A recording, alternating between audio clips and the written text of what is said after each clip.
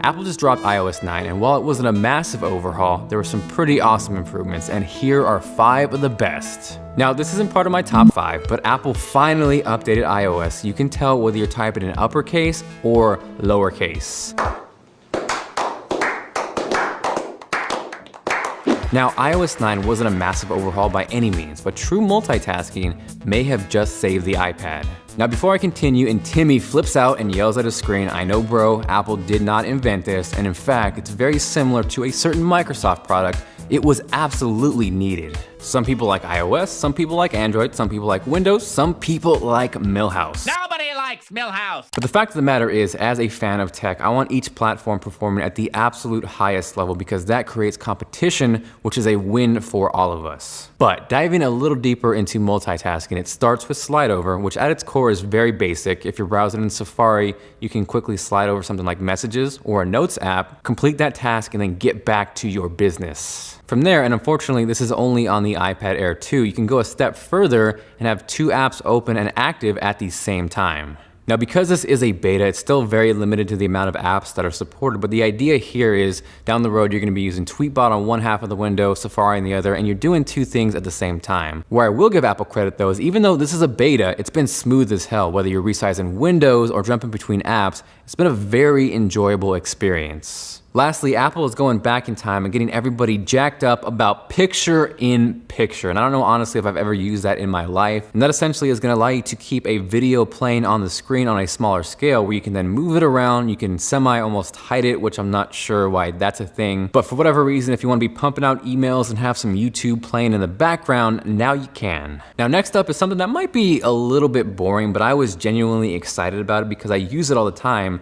And that is a complete overhaul to the Notes app. So now, for example, if you're in Safari, you can tap the share button. That's gonna allow you to add attachments, whether that's pictures, maps, URLs, or documents. You can now instantly save that into your notes. There are also now integrated checklists, and that does exactly what it sounds like it does. So whether it's something simple like a grocery list or a to-do list, that is all built in right to the Notes app. Now, I don't know about you, but when it comes to handwriting or drawing, I am not very good, and that's with a pen or a pencil. So the thought of doing it on an electronic device just completely throws it out the window, and I think Chicken Scratch would be an upgrade. But if you're not like me and you do enjoy drawing or scribbling, you can now do that within the Notes app. So doodle to your heart's content. Now, next up is an improved Siri, and yes, I know Google now is better in pretty much every way, shape, and form than Siri, but she's trying, and in iOS 9, she's a little bit smarter. So now, for example, you can say something like, Siri, show me pictures from February 6th, or Siri, remind me about this when I get to my car.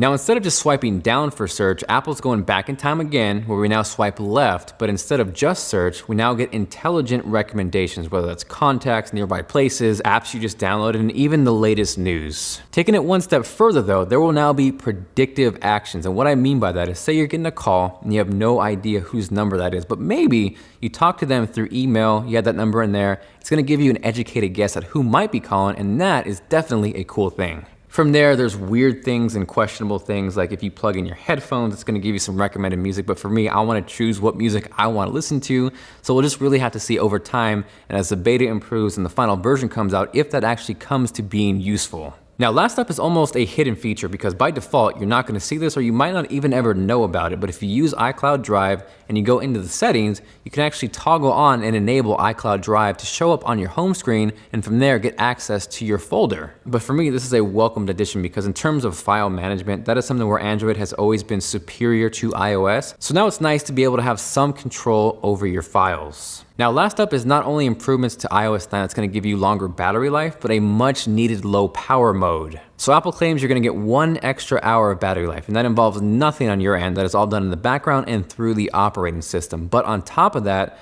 there is now low power mode, which is gonna extend your battery life even further. So this is gonna conserve power by reducing network activity. Mail will not be pushed, so you will have to fetch it manually. The background app refresh and downloads are disabled, and then motion, brightness, and even network speeds might be reduced just to save battery. So overall, not a crazy overhaul, but some much welcome additions. Let me know your favorite with a comment down below. Definitely make sure to smash that like button if you enjoyed the video, and subscribe if you haven't because there's a lot more content on the way, including iOS, the iPhone 6s, and just a whole lot of awesome tech. This is Jonathan, and I will see you guys later.